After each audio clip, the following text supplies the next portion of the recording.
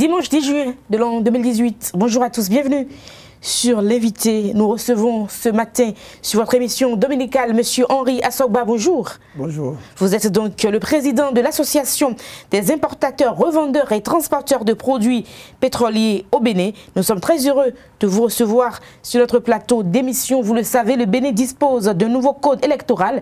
La loi est donc votée. On parle d'interdiction de vente de l'essence de la contrebande. Dites-nous, donc en tant que président d'une association de ce genre, comment vous avez donc compris la nouvelle, comment vous avez accueilli la nouvelle, j'allais dire? Non, tout d'abord, je vous remercie d'avoir pensé à nous et m'inviter sur ce plateau. Et c'est une nouvelle qui nous a abattus tous, parce qu'on ne s'attendait pas à cela. Et je vais vous dire que vous savez très bien que depuis les élections législatives jusqu'aux élections présidentielles, les vendeurs d'essence ont toujours soutenu l'opposition de Yahi. Et en 2016, vous nous avez vu à visage découvert en train de soutenir le président Patrice Talon. C'est parce qu'après nos études, nous avons vu que c'est le seul qui peut arriver au pouvoir et qui va nous aider à aller à la reconversion. Et depuis 2 ans, on n'a pas eu d'autres activités et on n'a pas été reçus. On ne nous a pas appelés et brusquement, la journée de mardi, on a appris que quelques députés en minorité, parce qu'on aurait appris qu'il avait seulement 13 députés qui avaient voté la loi aux environs de 2 h du matin ou 3 h du matin. Donc pour l'interdiction de la vente de l'essence frelatée au Bénin. Donc c'est une nouvelle qui nous a abattus tous, parce qu'on n'entendait pas de ça au président Patrice Talon. Alors jusque-là, comment l'association se portait? C'est-à-dire jusque-là, comment votre association fonctionnait? Bon, depuis le mardi, nous on travaille comme on a l'habitude de travailler. Oui, mais avant le mardi, donc avant que la décision ne sorte, comment l'association fonctionnait? Est-ce que vous vous regroupez de temps en temps pour discuter? Quelles étaient les activités que vous menez dans l'association? Oh bon, quelle sorte d'activité? Est-ce que vous vous rencontrez souvent pour discuter avec les membres de l'association? Si vous avez une bonne mémoire, je pense que après l'arrivée du président Patrice Talon, le 22 juillet passé, à son retour, quand il était malade et beaucoup de gens souhaitaient sa mort, je pense qu'on s'est réunis au stade de l'amitié, nous vendeurs d'essence, pour lui apporter notre soutien, pour lui demander, en tout cas il va bien guéri. Et puis nous avons dit à ces opposants-là que comme les anciens présidents ne sont pas morts au pouvoir, ce n'est pas le président Patrice Talon qui mourra au pouvoir. Le 22 juillet, vous allez, si vous avez une bonne mémoire, en octobre passé, nous sommes encore sortis à l'école primaire publique de Ménotin pour soutenir le PAG du président Patrice Talon et soutenir le RAVIP. Et le 21 janvier passé 2018, vous allez voir les vendeurs d'essence à la maison du peuple d'Alada, où on a appelé tous les vendeurs d'essence d'Alada, Serwe, Wegbo, Tofo, et on s'est réunis là, et puis on leur a parlé du PAG du président de la République, et puis on leur a demandé d'aller se faire enrôler pour le RAVIP. Donc de temps en temps, on sort. Et vous menez beaucoup d'actions quand même citoyennes pour le développement du pays. Oui. Alors aujourd'hui, la nouvelle, elle est tombée. Quelle conduite donc compte tenir donc compte qu'est-ce qu'en fait vos pairs comptent faire? Qu'est-ce qui va se passer maintenant que la nouvelle est tombée? Non, bon, au fait, nous, on attend voir le président Patrice Talon, parce que c'est lui qui a le dernier mot. Et nous, on sait que il ne peut pas promulguer cette loi parce que c'est un homme qui est arrivé au pouvoir sans aucun parti politique. Il faut qu'on soit clair. Et c'est ceux-là, les revendeurs d'essence-là, c'est que la base, c'est la base qui a amené le président Patrice Talon au pouvoir. Parce que vous allez voir que les 3 grands partis politiques de ce pays se sont réunis ensemble. C'est ça qui est FCB, RB et puis PRD derrière Lionel Zissou. Les autres grands partis, les autres partis politiques qui restent, se sont alignés derrière le président Sébastien Adjavon. Donc, le président Patrice Talon a seulement 4 ou 5 députés, et puis le reste, c'est la base. Et il est arrivé au pouvoir. Donc, le connaissant, il n'est pas un homme si ingrat, mauvais, et puis promulguer cette loi. Et aujourd'hui, il va voir les vendeurs d'essence en train d'être abattus, ou bien il va voir les forces de l'ordre en train de tirer sur les vendeurs d'essence. Et tous les jours que tu fais, toutes les semaines, on va dire qu'au temps du président Patrice Talon, il y a les vendeurs qui ont été tués à Poubert, à Lada, à Rwebo. Non, on ne pense pas que cet homme va aller jusqu'à ce niveau. On sait que l'activité que nous menons est une activité licite. C'est interdit par la loi, d'accord. Mais voilà que nous exerçons cette activité depuis des années. Et ce que cette activité m'a fait à moi, des fois, si je suis sur un plateau, je veux citer ça, ça me fait couler les larmes parce que ce sont les enfants de ma grand-sœur. Et puis, elle est partie, elle les a laissés. Elles sont au nombre de 3. Et c'est cette activité qui a fait que je les nourris. Et puis, les 2 premières filles vont soutenir leur master l'année prochaine. Et le Benjamin, il passe en 4 de première. Donc, si aujourd'hui... Cette activité vous a tout donné. Si aujourd'hui, on met fin à cette activité, que deviendront ces enfants? Quel enfant a demandé à Dieu Tout-Puissant de rappeler ses parents à bas âge? Donc, et des cas comme ça, il y en a effectivement beaucoup. Plein. Mais évidemment, il faut penser à la reconversion par rapport à l'activité et voir un peu comment reconvertir. Mais il faut dire que tous les regards sont tournés vers la Cour constitutionnelle par rapport à cette loi. Mais on a connu les ministrations au temps du président Boni Yayi parce qu'il y a également eu des réformes qui ont été faites dans le secteur. Qu'est-ce que vous en pensez? Bon, vous savez, le président Yayi, c'est un président que je remercie. Et parce que, quoi qu'on dise, il a géré ce pays pendant 10 ans. Et on ne peut pas dire maintenant que le président Yayi n'a rien fait au Bénin durant tous ces 10 ans. Non. Donc, permettez-moi aussi de vous dire certaines choses qui se sont passées au temps de Yayi qui ne sont pas bonnes, ces choses-là. Donc, au temps de Yayi, ces ministrations qu'on nous a proposées, c'était du désordre dans le temps. Parce qu'on n'a rien eu, nous, vendeurs d'essence. Après, on a appris que ce sont eux-mêmes, les ministres, les DG, les proches du président Yayi, qui ont pris, comment dire, le projet de la construction de ces choses-là. Donc, nous, vendeurs d'essence, on n'a rien eu, on nous a dit ça seulement, sans que... Donc, ce n'est pas un projet qui vous arrangeait à l'époque parce que vous n'avez rien, il n'y avait rien. Bon, ça nous arrangeait si on nous a associés.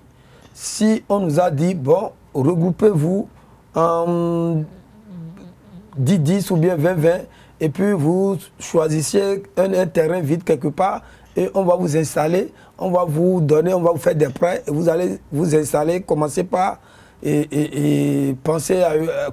exercer une autre activité ou bien devenu formel dans la vente de l'essence relatée, ça va nous arranger, ça va nous avantager, ça va nous faire beaucoup du bien. Mais comme on ne nous a pas associés...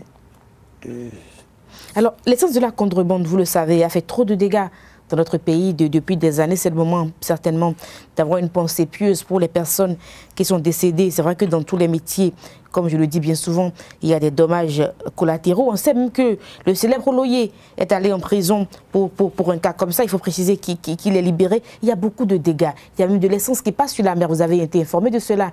Alors, est-ce que ce n'est pas normal d'essayer de réglementer un peu le secteur? Oui, permettez-moi de vous dire que dans la vie, là, le destin de tout chacun est tracé. Et il n'y a pas ce secteur-là où il n'y a pas de dégâts, où il n'y a pas de risque. Même votre métier, il y a de risques. Parce que je suis à chaque fois sur les chaînes où, là, les pays dans lesquels il y a la guerre, on tire sur les journalistes. On sait aussi que c'est des risques. Et je vous donne l'exemple d'un avion, par exemple. Si un avion a des problèmes, ce n'est pas affaire de 2 mois, 3 mois 10 morts, c'est des centaines de morts. Donc, il y a de risques dans toutes les activités. Ce qu'on va dire est que Dieu nous garde et que Dieu nous protège en toutes choses. Et en ce qui concerne Oloye, ce qu'il a emprisonné, c'est normal. Son camion a été brûlé et un enfant a connu la mort. D'accord. Mais je vais vous dire que depuis un certain temps, nous avons pris des dispositions avec le préfet du littoral, Touboula, et que, en toute sincérité, je remercie pour sa rigueur et son dynamisme. Parce qu'à cause de lui, maintenant, on ne verra plus de l'essence frelatée ou bien des bidons d'essence sur des motos en pleine journée. Et vous ne verrez plus maintenant des camions chargés de bidons avant 23 h ou bien après 5 h du matin. Tout ça là pour assurer la sécurité de la population. Donc nous avons déjà pris cette disposition-là pour réorganiser un peu le secteur. Pour assurer la sécurité des populations. Voilà. Donc vous dites qu'il y a des dégâts, mais les dégâts sont inhérents à tous les métiers, comme vous l'aviez dit. Donc vos rencontres avec le préfet ont souvent été concluantes? Oui. Tout est bien passé. Puis... On revient sur le passage de l'essence, des bidons d'essence sur la mer. Qu'est-ce que vous en pensez? Bon, les bidons d'essence sur la mer, bon, vous voyez, les gens passent par tous les moyens pour ramener les produits à la destination. Bon, il y a plusieurs voies pour ramener l'essence. Il y a d'autres qui passent sur le fleuve, il y a la voie terrestre, la voie fluviale, et puis d'autres qui passent sur la mer. Donc, c'est le chemin que toi tu connais là que tu vas emprunter. Donc nous sommes sûrs que l'essence passe vraiment sur la mer. C'est ceux qui ont la maîtrise de la mer là qui passent sur la mer. Et souvent, les bidons d'essence qui passent sur la mer, ce sont les Nigérians qui passent par la mer et qui vont des fois jusqu'à Ilakonji. Donc voilà ce qui se passe. Par rapport aux essences qui passent sur la mer. Alors, vous avez soutenu l'arrivée du président Patrice Talon. À l'époque, il était candidat. Vous l'avez soutenu, comme vous l'avez rappelé. Aujourd'hui, quel regard vous portez sur sa gestion? Vous êtes dans le pays, vous savez un peu ce qui se passe. Bon, aucune réforme n'arrange jamais le peuple. Avant qu'il ne vienne au pouvoir, il a déjà parlé de réformes. Et ce sont ces réformes-là qui font qu'aujourd'hui, en toute sincérité, beaucoup de gens crient parce que ce qu'ils avaient pensé de lui, et il est arrivé, bon, beaucoup ont vu le contraire. Donc, dans tous les autres pays, les pays qui sont développés, par exemple, si on prend Accra maintenant, là, le Ghana, c'est comme ça s'est passé. Quand ils avaient commencé les réformes, ça a été dur pour la population. Donc, c'est parce que nous ne sommes pas encore habitués à ce genre de choses avec les présidents précédents que quand son Excellence, le président Patrice Talon est arrivé, ces réformes ont fait que vraiment, on a connu beaucoup de difficultés. Alors, quel regard vous portez sur les députés à l'Assemblée nationale? Non. Généralement, lorsqu'il y a les élections législatives, on vous voit quand même parfois. Vous êtes dans des familles aussi. Quel regard vous portez sur les députés? Oui. Aujourd'hui, surtout ceux qui avaient fait la loi qu'ils avaient votée le mardi passé, c'est que nous, on ne peut que leur dire merci. Parce que il y a des choses, ce n'est pas toutes les choses qu'il faut voter. C'est nous qui les avons envoyés là-bas. Et parce qu'ils sont dans des dossiers sales et qu'ils savent qu'à la longue, s'ils ne votent pas ce qui est venu du pouvoir à l'Assemblée, s'ils ne votent pas, bon, peut-être que ça va les rattraper. Et ils ont regardé ce côté-là pour voter ce qu'ils ne doivent pas voter. Nous, on demande à Dieu de leur pardonner. Et on dit merci à député Abraham Ebla, parce qu'il paraît qu'il est le seul à dire parmi les 13 ou bien 14 députés qui ont voté là que ça ne va pas se passer dans ce pays. Donc, à là, lui, il nous a défendus. Mais aujourd'hui, moi, je lui dis, il sera aussi défendu par Dieu Tout-Puissant dans ses actions sur cette terre. Et en général, est-ce que vous êtes fier des députés, à part la loi qui a été votée la dernière fois, qui ne vous a pas forcément arrangé, est-ce qu'en général, vous êtes quand même content des députés? Ils vont finir le mandat maintenant? Bon, est-ce que depuis qu'ils sont là, ils ont apporté quelque chose de concret au peuple? Voilà que quand on a mené l'histoire de l'Assemblée nationale, il y a plein de députés dedans. Donc, en toute sincérité, la construction du siège de l'Assemblée nationale. Il y a plein de députés. Ça veut dire que nous, là, si on les envoie là-bas, le problème, c'est de penser à leur ventre. Donc, aucun citoyen béninois n'est plus d'accord avec eux maintenant. Et ce qui va se passer en 2019, vous allez voir qu'il n'y aura que des jeunes députés. Les anciens, bon, on attend, il faut que le bon Dieu nous garde jusqu'à ce jour-là avant de dire notre dernier mot. D'accord. Merci beaucoup, M. Henri Assogba. Avant de vous laisser partir, nous allons faire un peu le point. Dites-nous, dans la vente de l'essence relatée, quel est le rôle que jouent les transporteurs? On parlera du rôle des importateurs et du rôle des revendeurs. Et les revendeurs sont les plus touchés par cette réforme-là. Alors, les transporteurs, quel est leur rôle? Bon, les transporteurs, et par exemple, moi, je fais partie des transporteurs, c'est que quand les importateurs achètent, nous, on les transporte vers la destination. C'est que là où ils veulent faire le déchargement. Voilà le rôle des transporteurs. Vous transportez par quel moyen en général? C'est vous qui utilisez les camions? Voilà. On utilise les camions qui sont couverts. Qui sont couverts pour pouvoir transporter. Les importateurs, voilà. Quel est leur rôle? Les importateurs, ce sont eux qui vont acheter. Ils vont acheter directement à la source. À la source. Et que nous, on transporte. Mais si on vient maintenant, c'est là où il y a le problème. Les transporteurs, c'est quelques minorités. Les importateurs, un peu nombreux. C'est les revendeurs, c'est là où se trouve le problème. Parce que quand les importateurs viennent là, ils distribuent aux revendeurs. Un importateur maintenant peut avoir derrière lui au moins 50 revendeurs. Un importateur, voilà. D'accord. Donc, alors que les importateurs sont plus de 200 ou 300 comme ça. Donc c'est là où se trouve le problème. Les revendeurs, ce sont eux qui prennent chez les importateurs et puis aller revendre. Ce sont eux qui sont nombreux. Eux, ils ne sont pas bien comme les importateurs, ils ne sont pas bien comme les transporteurs.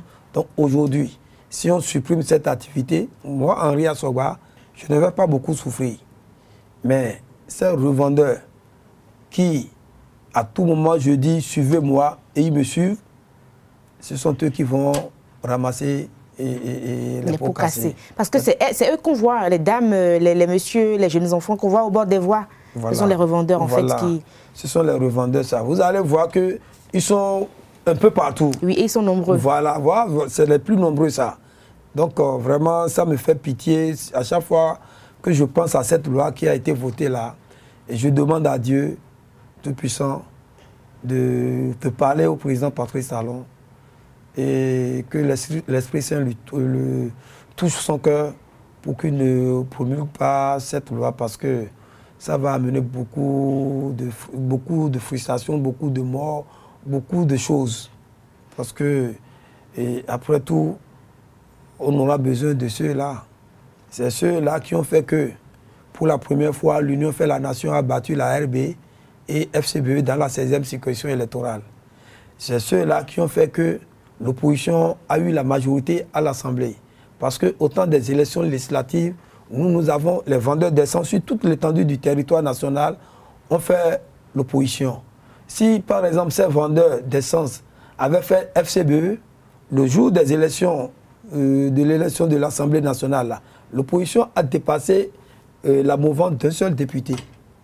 Ça veut dire que l'opposition a eu 42 et l'autre 41, je crois bien. Oui. Donc, ça veut dire que si les revendeurs d'essence avaient soutenu FCBE pour les législatives, ça veut dire qu'il n'y a pas match. Ça veut dire que vous êtes dans la politique aussi? Oui, on ne peut rien faire dans cette vie sans la politique. Sans la politique. Monsieur Henri Assogba, vous allez nous dire votre dernier mot. Vous allez donc regarder droit dans la caméra qui est juste en face de vous. Oui. Vous allez envoyer un message au chef de l'État et à toutes les autorités également. Et puis nous allons conclure l'invité de ce jour. Merci beaucoup. Et si j'ai un appel à lancer à l'endroit de mon cher président que j'aime beaucoup, je vais lui demander, et compte tenu du sentiment que nous, vendeurs d'essence, nous avons pour lui, et dans ces moments difficiles, il nous a vus derrière lui, de nous appeler pour qu'ensemble, on trouve une solution à ce secteur. Ensemble, on va chercher comment faire pour réorganiser ce secteur pour qu'en son temps, on ne dise pas que c'est autant de président Patrice Talon où il y a de morts toutes les semaines au Bénin. Alors là, ça veut dire notre démocratie qui est chère dans le monde entier n'aura plus sa valeur. Je vous remercie. Merci beaucoup, Monsieur Henri Assogba. Vous l'avez certainement remarqué, chers amis internautes, aujourd'hui, ce n'est pas un honorable député que nous avons reçu, encore moins un directeur général. Ce n'est pas forcément un grand cadre de l'administration que nous avons reçu donc sur l'invité de ce dimanche. Mais nous avons beaucoup eu de plaisir à échanger avec un citoyen lambda, une personne donc qui est béninois, qui vit au Bénin, qui est le président de l'association des importateurs, revendeurs et transporteurs des produits pétroliers au Bénin. Il nous a dit donc ce qu'il pense de la question du président Talon. Il le soutient, l'association le soutient également. Il a également dit que par rapport à la loi qui a été récemment votée à l'Assemblée nationale, c'est un coup dur pour ces personnes-là qui se sont adonnées à cette activité depuis des années, qui auront vraiment du mal à s'en sortir si la loi devrait être mise en exécution. Il invite le président Patrice Talon à regarder un peu en leur direction et ensemble des solutions pourraient être trouvées pour que vraiment définitivement on puisse s'en sortir. Mais ils sont conscients évidemment que la vente de l'essence relatée est interdite au Bénin. Mais qu'est-ce qu'ils vont faire? Il y a beaucoup de difficultés, il n'y a pas d'emploi.